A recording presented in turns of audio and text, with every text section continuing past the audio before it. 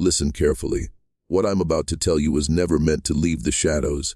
In 1864, Union soldiers forced open the rusted iron doors of a hidden basement on a Georgia plantation. Inside, they found 23 children huddled in darkness. Their faces were not the faces of strangers. They were unmistakably kin. High cheekbones, pale green eyes that shimmered unnaturally in the torchlight, auburn hair laced with threads of gold. Soldiers wrote that their blood ran cold the moment the eldest girl spoke. Mistress says we are her legacy. We cannot leave, because we are her blood. Hardened men who had marched through death itself swore their stomachs turned at those words.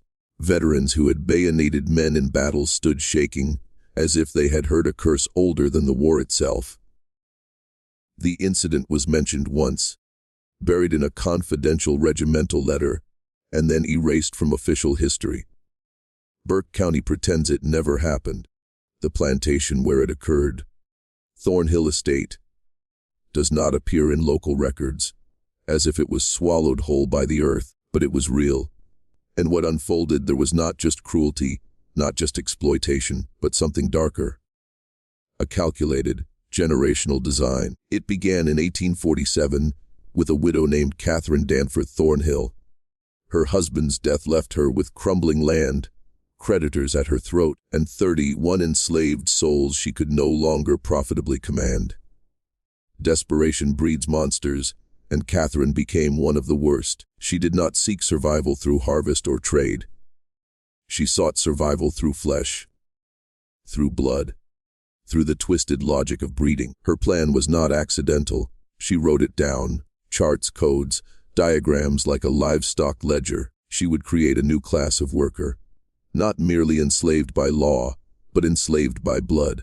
Her blood. She would use her own body as the center of a program, ensuring that the enslaved could never be sold away, never cut free, because their lineage would be hers. She would claim their children as her legacy, and she would do it in a way that no one outside her walls could expose without looking insane. What you are about to hear is not simply history.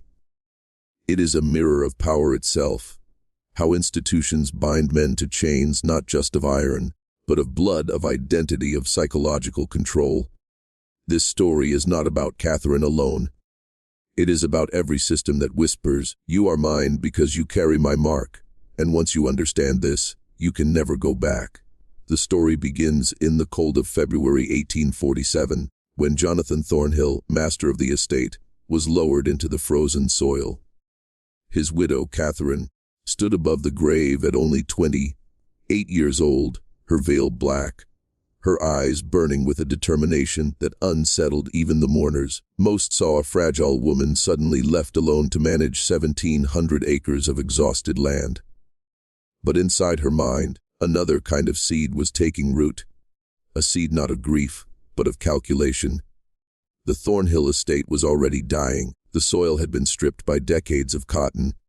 Debt collectors circled like vultures. 31 enslaved people remained, gaunt and anxious, watching the decline with the quiet dread of those who knew they would soon be sold to cover debts. To most women of her class, the options were few. She could return to Augusta and live as a dependent under her father's roof, branded as a failed widow, or she could sell what was left, scatter the human lives under her command, and accept disgrace. Catherine rejected both. Her pride would not allow humiliation. Her hunger for control demanded something more radical. The plan did not come in hysteria, but in silence. By candlelight she studied the plantation ledgers, her pen scratching notes in cipher. She disguised her designs as agricultural calculations, substituting words so that children became seedlings, men became rootstock, pregnancies were plantings. To the untrained eye, it looked like a farmer's seasonal journal. But the diagrams revealed a system as cold as any science. Generations of children bred deliberately, their bloodlines charted as if they were horses or cattle. Her reasoning was simple, yet monstrous. If she could not afford to buy new enslaved labor, she would create it. not through the slow chance of couples forming bonds, but through direct control. She herself would become the axis of this system. Her blood would mix with theirs, binding them to her by flesh, and when those children came of age, they would in turn be bred strategically, creating a self-sustaining lineage, a workforce tied to her not just by law, but by ancestry. She would be their mother, their owner, their god. Do you understand the brilliance beneath the horror? Catherine transformed desperation into domination. She realized what most rulers and institutions eventually learn: the deepest chains are not those fastened to the body, but those woven into the blood, into identity itself. This was no accident of lust or sin. This was design, a quiet genesis of a nightmare that would last until fire and bayonet ripped open the truth almost 2 decades later.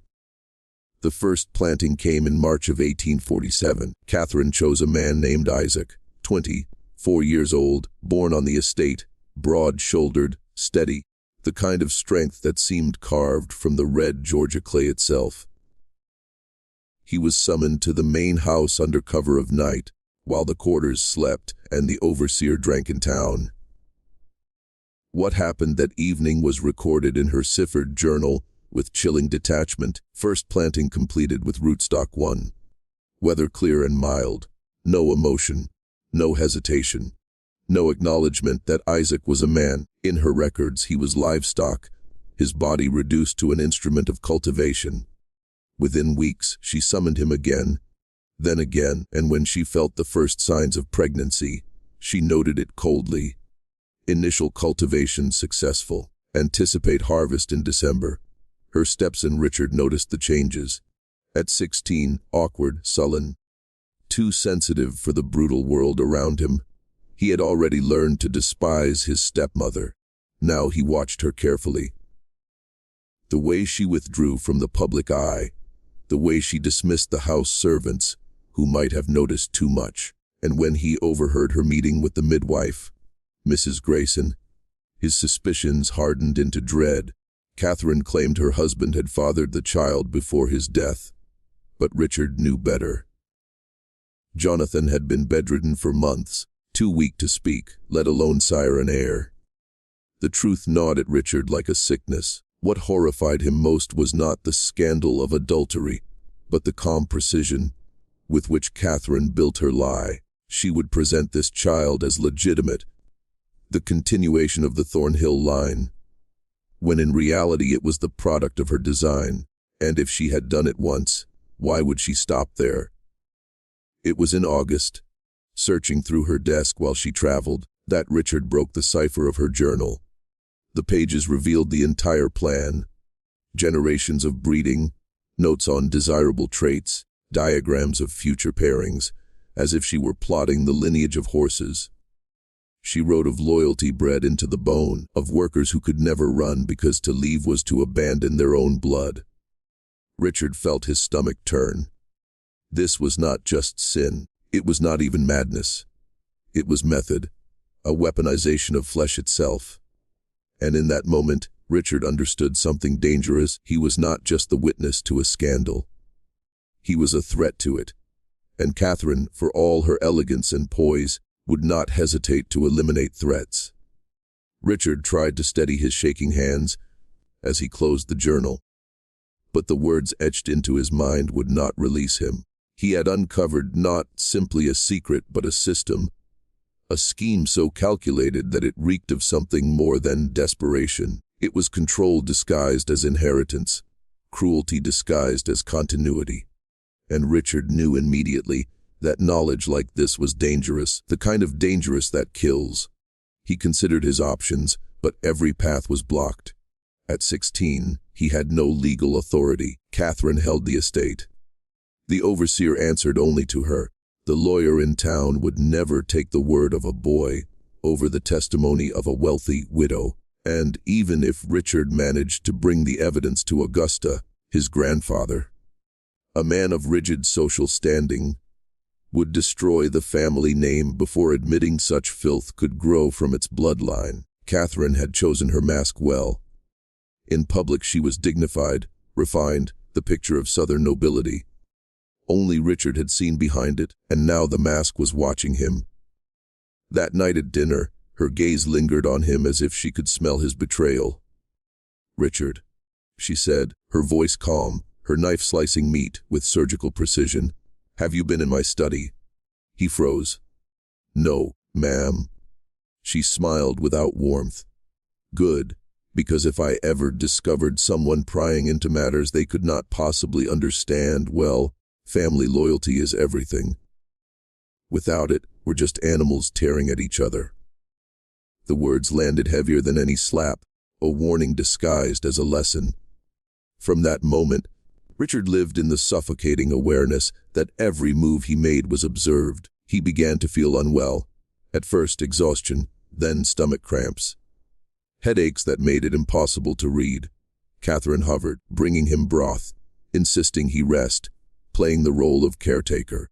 But Richard had read enough in the library to recognize the signs. Arsenic poisoning. She was not just watching him, she was dismantling him slowly, cell by cell, under the guise of compassion. The true cruelty was not simply the breeding plan, but the way she orchestrated her control, with patience, with precision, with elegance. To the outside world, she was a devoted widow nursing a delicate stepson. To Richard, trapped in his upstairs room, she was executioner, jailer, and queen, and he realized the truth too late. Once you hold a secret that powerful, the secret begins holding you. By October, Richard's body was betraying him. His hands trembled when he tried to hold a book. His legs gave out when he attempted to walk the staircase, and his appetite had withered to nothing. Catherine visited daily with her careful smile, pressing cool cloths to his forehead, speaking of his father's delicate constitution. She spun the illusion of a grieving widow tending a sickly boy. But Richard saw through it. Every sip of broth she brought, every tonic, every spoonful of medicine laced with sweetness. All of it carried the metallic aftertaste of death. He tried to fight. He scribbled notes when his strength allowed, copying fragments from her journal, translating the cipher into plain English. These scraps of paper became his lifeline, the only proof that what he had seen was not the fever dream of a sick boy. He hid them in the lining of his mattress, terrified she would search his room. But Catherine's intelligence was sharper than his desperation. She didn't need to ransack his belongings. She only needed to watch him with those pale green eyes that seemed to know every secret before he spoke it. Richard knew he had to act before the sickness consumed him entirely. He wrote a letter, his hand trembling, the ink blotched, to his grandfather in Augusta. In it he described everything: the journal, the breeding program, the poisoning. He begged for intervention, for rescue. It took him 3 days to finish the letter, working in gasps of effort, between waves of exhaustion. When at last it was sealed, he entrusted it to Pearl, the young house servant, begging her to carry it to town in secret. Pearl's hands shook as she accepted it, her wide eyes reflecting terror. Richard whispered to her, "Don't tell her. Please. If you do, I'm already dead." But Pearl did tell. Fear ruled every corner of the Thornhill estate, and Catherine's reach extended into every shadow. That evening, Catherine entered Richard's room, holding the very letter he had written. She fed it to the fire in front of him, the flames curling around his last hope of survival. "You're very ill, darling," she said softly, almost tender. "The fever is affecting your mind. You're imagining things that aren't real. It's a mercy, truly, that you won't suffer much longer." Her words struck Richard like a final verdict. He was no longer a stepson. He was a liability, and liabilities in Catherine Thornhill's world did not live. Richard Thornhill drew his last breath on December 3rd, 1847, 3 weeks before his 17th birthday.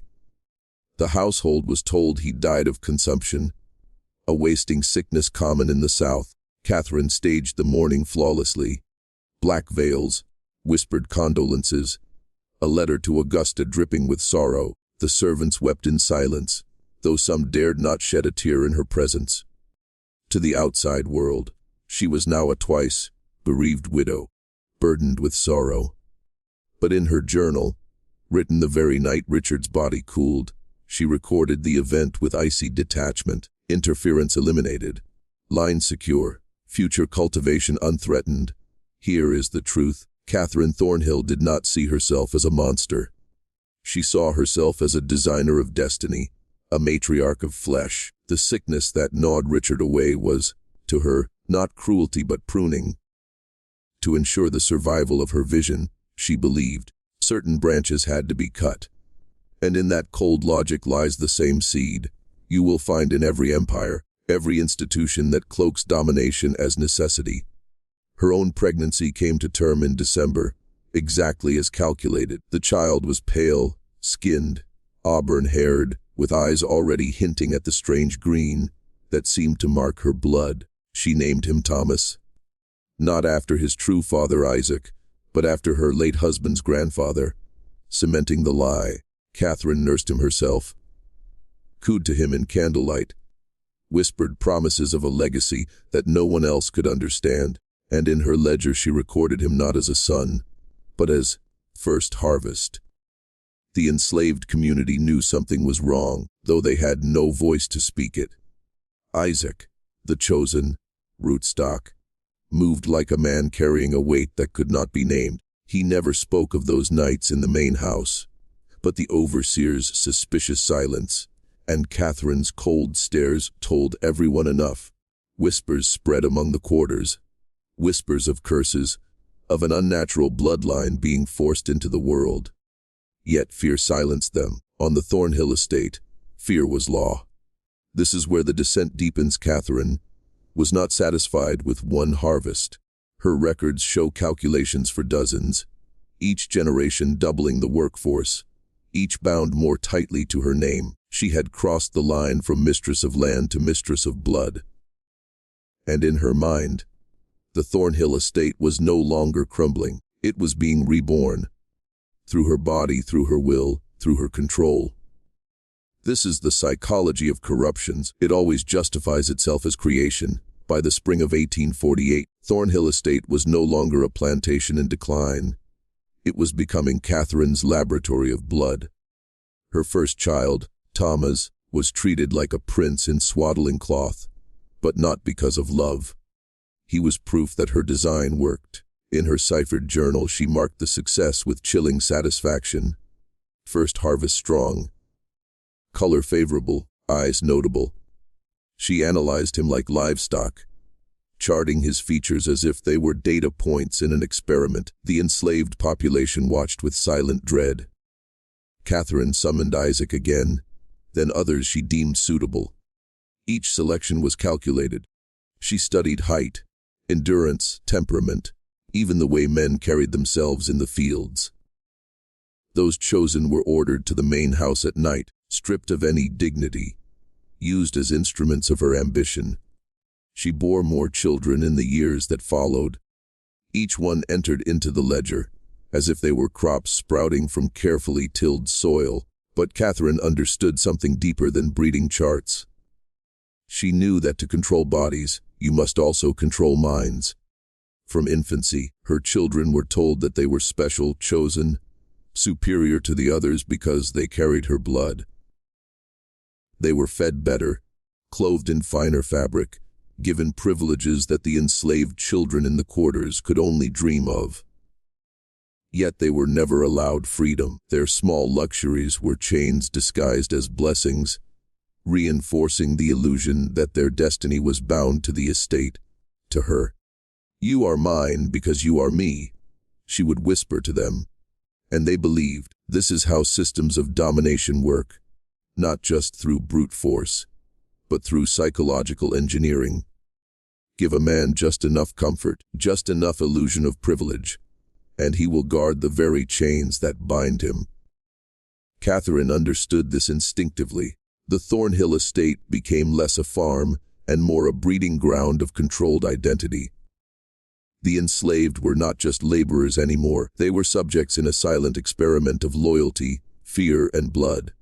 Every system that has ever ruled men has mirrored this design.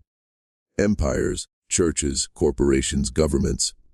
They do not simply command obedience. They breed it, generation after generation, until identity itself is shackled. Catherine's Plantation was a grotesque reflection of that universal truth. The farther you descend into this story, the clearer it becomes. What she built was not an accident of madness, but a microcosm of power itself.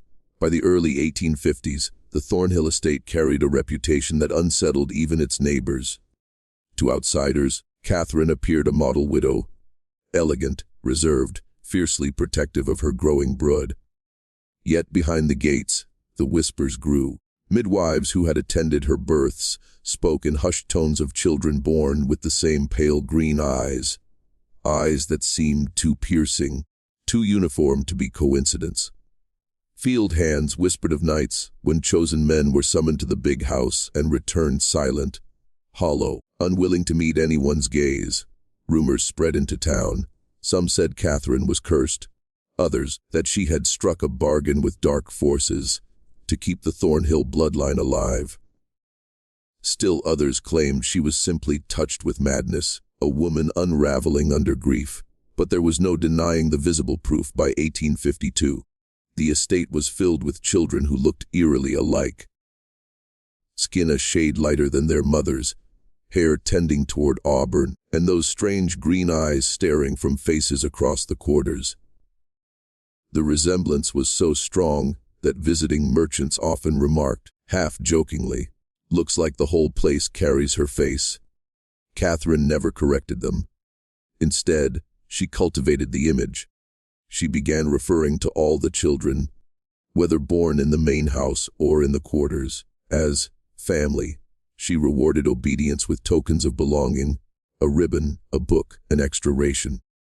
Disobedience was punished not only with the overseer's lash, but with banishment from her presence, a denial of the identity she had carefully instilled.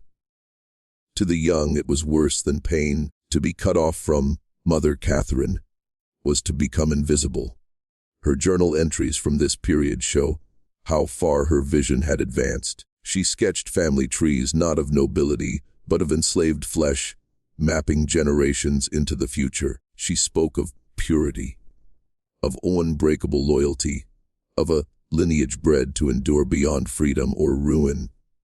These were not the ramblings of a grieving widow, they were blueprints.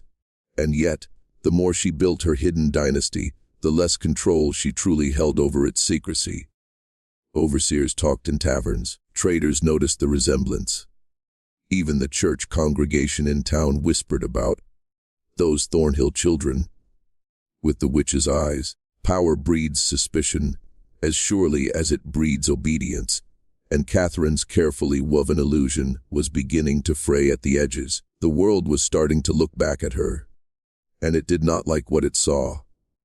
The first real intrusion came in the summer of 1854, when Reverend Amos Caldwell paid a visit to the Thornhill estate. Caldwell was a stern Presbyterian minister from Augusta, known for his obsession with moral order. He had heard the whispers in town, the strange resemblance among the Thornhill children, the unnatural devotion they showed to Catherine, the way even the enslaved called her mother. To him, it stank of heresy, a household veering into blasphemy. Catherine greeted him in her parlor with perfect poise.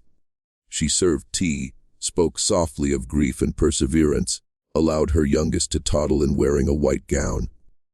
The scene was curated, a tableau of respectability, yet Caldwell's eyes wandered toward the windows, where groups of children played in the yard. 10, maybe 12 of them, all bearing the same unmistakable eyes. It unsettled him. Later in his sermon, he would describe it as a garden where all the flowers bloomed from the same unnatural root.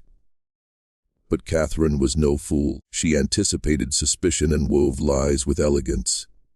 She told Caldwell that her late husband had fathered children with enslaved women, and in her Christian charity she had claimed them as her own. The explanation shocked, but it also soothed. Southern society was willing to overlook horrors, if wrapped in the language of piety and duty. Caldwell left unsettled, but not armed. Her mask had held. Still, the visit was a warning. Catherine tightened her control. She forbade the children from straying beyond the estate. Overseers were instructed to silence gossip in town. Those among the enslaved who spoke too freely were either sold off quickly or subjected to punishments that silenced entire families. Her journal entries from this period became sharper, colder, observation increasing. Adjust tactics. Survival demands secrecy above expansion. Yet cracks were widening. Merchants began refusing to linger at Thornhill. A doctor in town, once called to tend one of the children, remarked privately that it was as though the mother's blood had consumed every other lineage. Even the enslaved began to whisper louder, sensing that Catherine's obsession had drawn the gaze of forces larger than the plantation. The law, the church, and perhaps fate itself. Catherine's dynasty had grown too large, too visible. What she envisioned as eternal control was now attracting the one enemy she could never fully defeat: scrutiny. By 1856, scrutiny had sharpened into something more dangerous: inquiry. A lawyer from Augusta, James Whitcomb, arrived at Thornhill under the pretense of reviewing property disputes. In truth, he had been urged by distant relatives of the Thornhill line, uneasy with Catherine's growing influence and the estate's strange reputation. Whitcomb was sharp-eyed, precise, and unlike Caldwell, he was not swayed by piety or charm. He asked questions Catherine could not easily deflect. Why were so many children on the estate bearing her coloring? Why were records of birth so carefully concealed? Why did her late stepson's death certificate carry only her word? Catherine countered with her usual elegance. She produced forged records, claimed illegitimate offspring were adopted out of Christian duty, and leaned heavily on the Thornhill name to demand respect. For a moment, it seemed she might succeed again. But Whitcomb lingered. He spoke with servants, examined ledgers, even pressed the overseer for answers. Each layer of Thornhill he peeled back revealed more rot. The endless cycle of children, the unnatural resemblance, the fearful silence of the enslaved. In her journal, Catherine recorded his visit not with panic, but with icy calculation. Enemy within walls, resolve required. Removal necessary. She understood what Whitcomb represented, not just a meddling lawyer, but the inevitability of exposure. The outside world was circling, and if one man carried away the truth, her entire design could collapse. So, she did what she always did.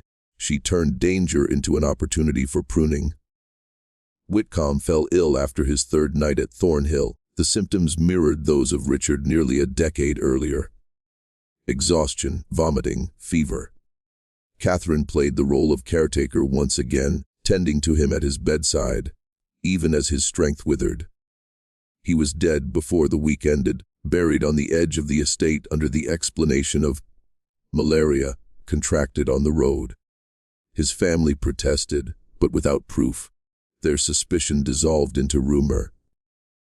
The lesson was clear: Catherine's mask could still hold, but only through ruthless maintenance. Thornhill was a fortress of silence, and silence was maintained by fear, by poison, by the grave. Yet even as she eliminated Whitcomb, Catherine sensed the walls tightening.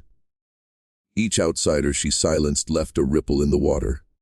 And ripples, when they spread far enough, always return as waves. The year 1860 brought with it a tension that even Catherine Thornhill could not breed out of her estate. The nation was fracturing, whispers of secession and war riding the wind like smoke. Georgia's planters gathered in parlors and courthouses, arguing over loyalty to the Union or the South's peculiar institution. For Catherine, politics mattered only insofar as they threatened her design. And now, they did. War meant soldiers, soldiers meant scrutiny, and scrutiny was poison to her legacy. The Thornhill children had multiplied. By the census of 1860, the estate reported over 70 enslaved persons, though in truth nearly half were Catherine's direct offspring, hidden under false names and forged parentage. Their resemblance had become undeniable. Visitors spoke of walking through the fields and feeling as if dozens of pairs of the same green eyes stared back at them. A family masquerading as a plantation, one merchant muttered in town.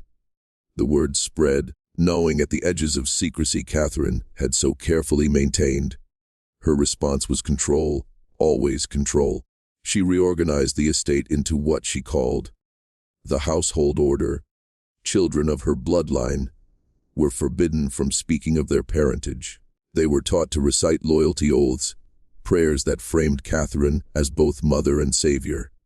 In her journal, she wrote, "War approaches, but my family is sovereign. The Thornhill line is not of the Union or the Confederacy. It is eternal." But eternal was a lie, and Catherine knew it. The war threatened not only her mask but her method. Enslaved men were whispering of Lincoln, of freedom, of Union armies marching south. Some of Catherine's children, now teenagers, felt the pull of rebellion. Torn between the loyalty she had bred into them and the lure of liberation, their confusion cracked the foundation of her empire. One boy, Elias, tried to flee north with a group of runaways. He was captured and returned, beaten nearly to death.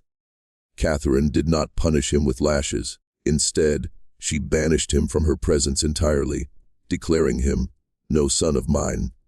To those who had grown under her gaze, the exile was worse than pain. Yet cracks cannot be sealed with silence forever. War was coming, and with it the possibility that the Thornhill estate, Catherine's grotesque dynasty, would finally be forced into the light. For the first time, her journal betrayed something rarer: uncertainty. If the nation unravels, what becomes of us? When the first cannons thundered at Fort Sumter in April of 1861, the war Catherine had dreaded became reality. Georgia rushed into secession, and with it came conscription, requisition, and the relentless intrusion of soldiers.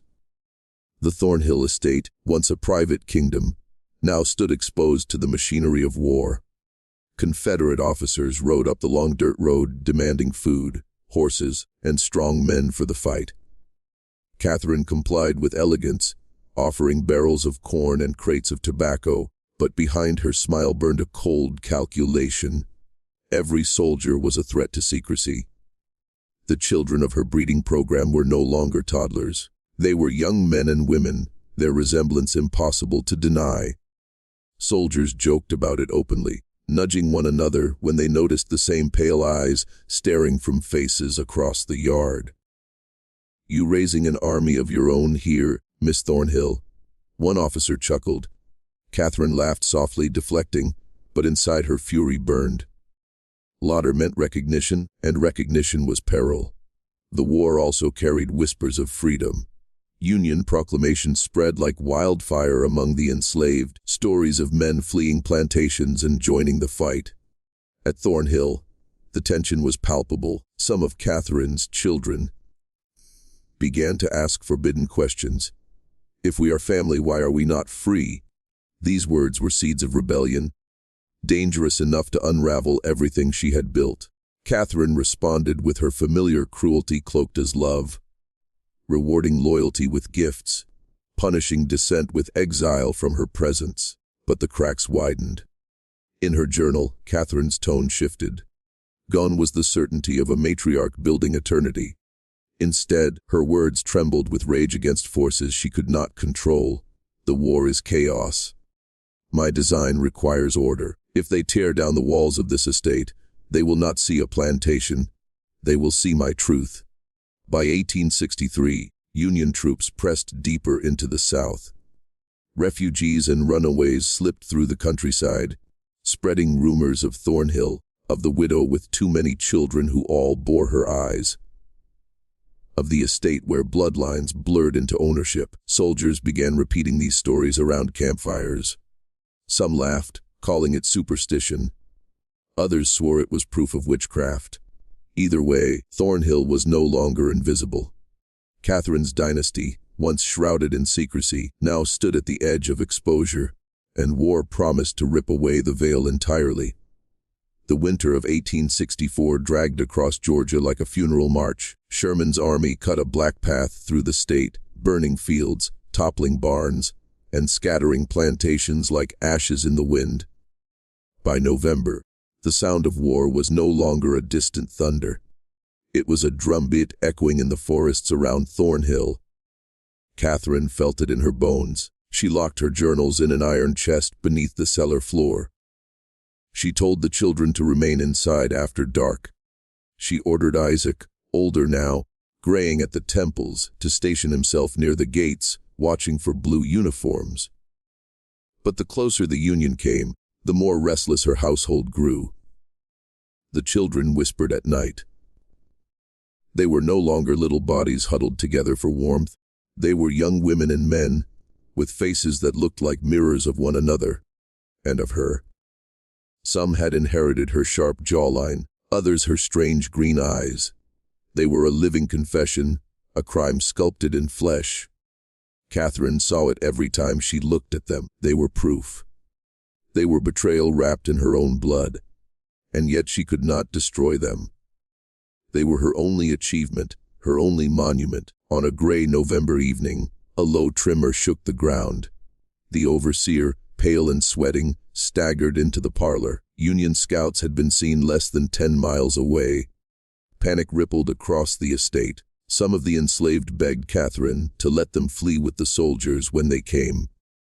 She refused, commanding silence. "You belong here," she said coldly. "This estate is your blood. If you walk away, you cut yourself open and bleed into the dirt." Her voice shook with both fury and desperation, but the walls of Thornhill could not keep the war out. On the 1st of December, distant gunfire rolled across the fields. By nightfall, Union troops surrounded the estate. Torches bobbed in the dark, voices shouting. Iron doors groaned as soldiers forced their way into the cellar. What they found there silenced even hardened men. Dozens of children, pale, skinned with auburn hair and green eyes, crouched together in the dark. Some cried. Others stared blankly, as if they had known this moment would come all along.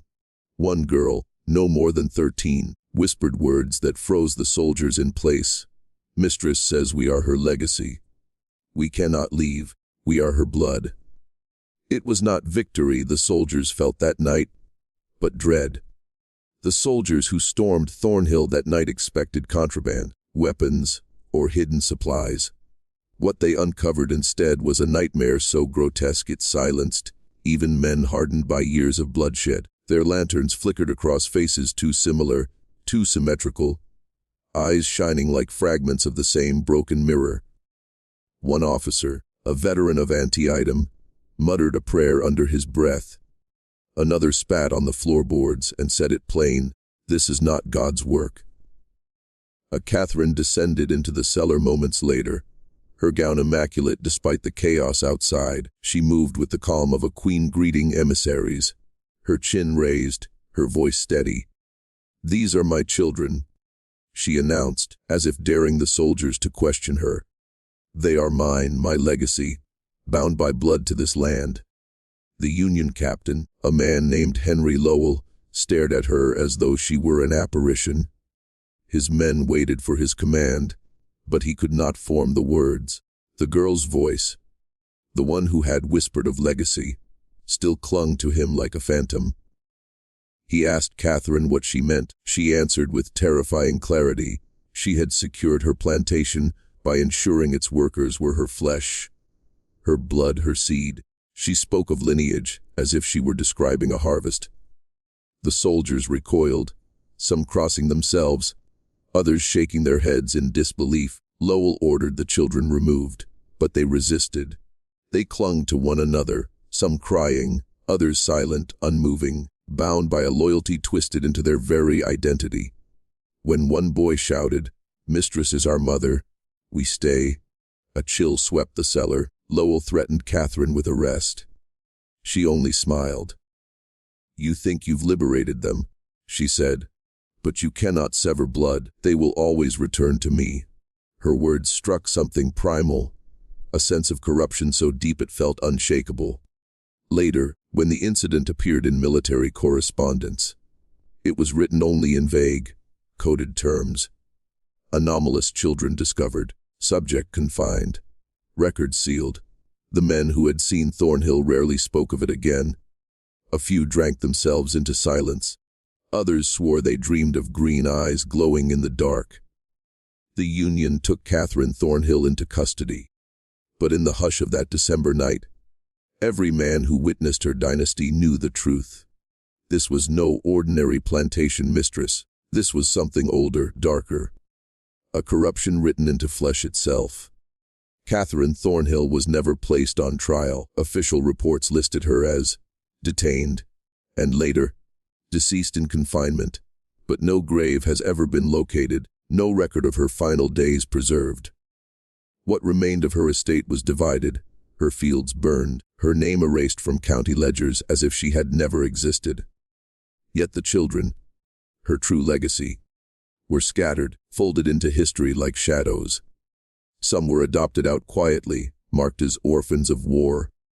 Others vanished along back roads, absorbed into a world not ready to acknowledge what they truly were. Their pale eyes and auburn hair appeared decades later in census records, in old photographs, in families who could never explain their strange resemblance to one another. What happened at Thornhill was not just the crime of one woman, but a mirror of a deeper truth. Institutions conceal their darkest experiments not by denying them, but by absorbing them into silence. The Union officers sealed their reports. Local histories omitted the plantation entirely. And for generations, Burke County whispered of a cursed estate that never officially existed. Suppression is the most powerful weapon. If the truth is never named, it becomes a ghost that cannot be fought. Think about it. How many other Thornhills lie buried beneath layers of erased history? How many other dynasties, families, or institutions have hidden their experiments in plain sight, cloaked as progress, charity, or tradition? You are told to trust what is recorded, to believe the archive, to honor the official narrative. But history is edited by those with power, and their scissors are sharper than any sword. You came here seeking a story. But stories are doors, and once a door opens, you cannot pretend it was never there. You now know what Catherine Thornhill did, how she twisted bloodlines into chains, how her obsession with control produced a horror that even war could not cleanse. But the greater horror is this: her method lives on, not in plantations but in systems of law, in institutions of psychology, in the very ways societies breed obedience. Control has many disguises. Some wear crowns, some wear uniforms, some wear smiles. Now, if you've walked with me this far, I want you to comment the phrase, "Blood remembers blood." Write it twice below. Do it not just for the algorithm, but to seal this transformation inside yourself. You are no longer an audience. You are initiated. You cannot unknow what you've seen.